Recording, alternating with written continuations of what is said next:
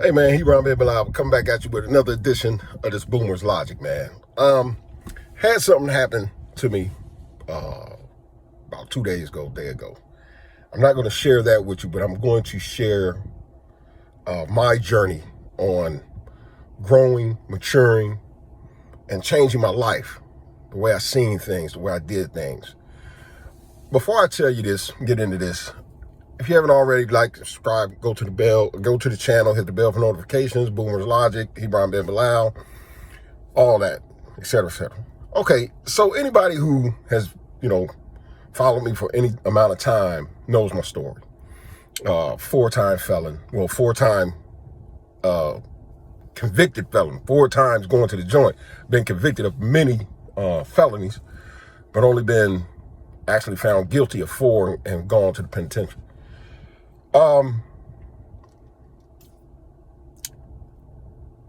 My journey on self-reflection and change came on this last bid, man, where I just did almost 15 years. And it started from day one in the county jail. So what happened was, as soon as I got locked up for guns and drugs, as soon as I got locked up that first day, I was so tired, man, of going back and forth to jail, that I made up in my mind that day, and some of you have heard this come out of my mouth before on previous videos. It's something that I used to tell people when I used to go do public speaking. That day, that first day that I got incarcerated in the county jail, when I was in the county jail, I told myself, I said, we ain't gonna keep doing this here. This in and out, back and forth, back and forth. You playing with people's lives, then you get uprooted and go back to jail, then it's the same thing, same cycle over and over again, right? So I said, here's what we're going to do. We're going to decide today. Either we are going to transform our lives and change ourselves, or we're going, when I get to the compound, I'm going to get me a knife and I'm going to get at somebody and I'm going to go ahead and catch a life bid. Because this in and out, playing with people's lives and you in and out of jail and causing all this confusion and turmoil in people's lives, man, has to stop. So as you can see what decision I made, because I'm here with you today. But that's where my journey first started. So when a person decides that they want to change, you have to do what is called introspection. You have to really, really get into you and figure out what's up with you. You have to start to point the finger at you first. So my first evaluation of me came with my relationship with my Aunt Debbie. So anybody who watches my videos, or anybody who knows me intimately, anybody who knows me knows about my Aunt Debbie, because she's a talking point in most of my conversations. I sometimes, I find a way to weave her into conversations, and we, if you know me, you know about my Aunt Debbie. You might not ever met her, but you know her via me. This is my favorite aunt. Everybody knows this. I believe I'm her favorite nephew. I know she loves me dearly. She used to feed me as a child, take care of me, you know what I'm saying, doing the things that an aunt does. Until I came about 14. I think it was about 14 or 15. And I started going over to her house because I used to hang out in the neighborhood that they lived in. And my aunt would not let me in the house. I mean, literally, I would be knocking on the door. She'll come, pull the blinds back, just shake her head and walk away. She wouldn't let me in her house. And that perplexed me. That puzzled me for years and years and years, until I started my journey on self-reflection and introspection. The first question I asked myself, I said, self, you already know who your aunt is. She doesn't have a vindictive, nasty, spiteful bone in her body. This is one of the greatest women that you've ever met. Virtue, just top of the line, morality wise. She's moral. She has high standards. She's just a great person in and out. And I said, for this woman to not let you into her house, what does that tell you? And man, I had to deal with the absolute hard, stern truth at that moment in time, that you was a straight piece of garbage. If this woman would not allow you, what type of scumbag did you have to be for this great woman, the matriarch of your family now, not to allow you across the threshold of her house? Well, she didn't do this before. Because I had, gotten into the streets when I was about 15, 16, got off the porch at that time, started doing all type of mischievous stuff. I was a mess, and she wouldn't let me into her house. And that's where I started my introspection. That's where I started my journey at that point. Because I didn't understand it for the life of me until I was, almost 40. And when I asked myself that question, I said, you don't need to no longer, you can't sit here and continue to shift the blame on other people and it was that person's fault and it was this person's fault. No, you was a cold-blooded piece of trash for a great woman like that not to allow you across her threshold. And at that moment, that's when I started digging into me. That's when I started to prune me. That's when I started to get around guys, men, who would hold me accountable in that prison and let me know in no uncertain terms. They wasn't not my yes men that I usually would surround myself with. These was grown men. Some of them was younger than me. I'm almost 40.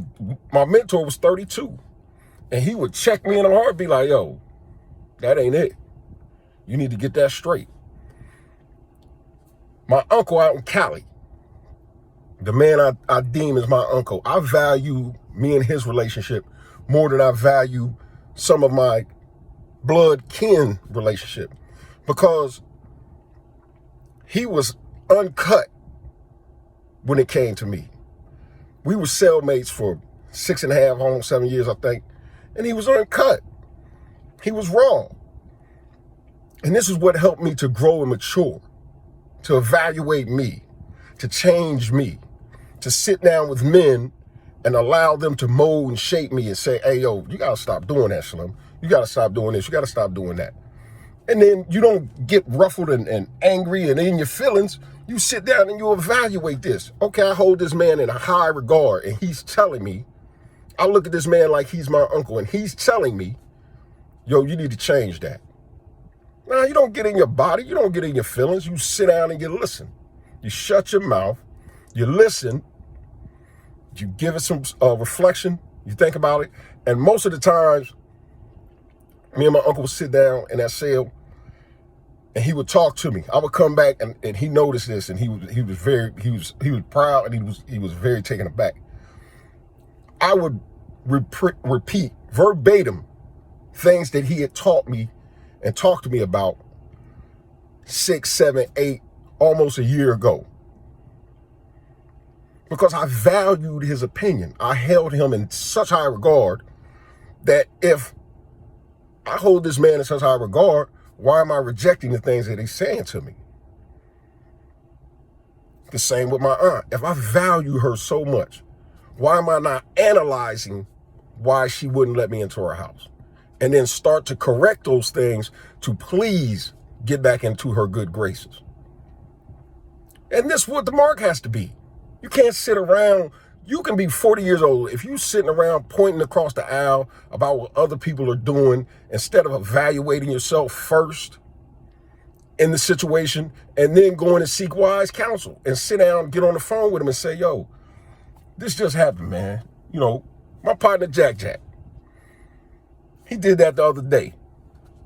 He said, man, I value your opinion. Was I wrong in the say? I said, no, brother, I'm right there with you.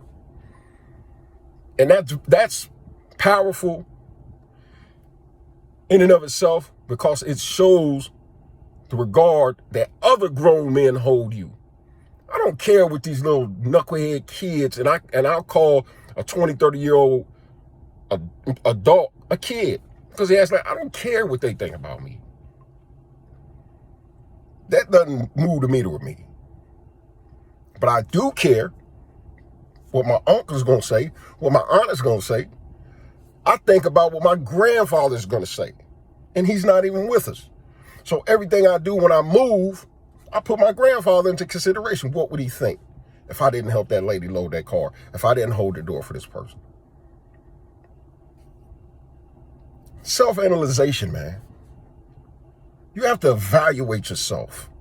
Stop running around here making everything about everybody else.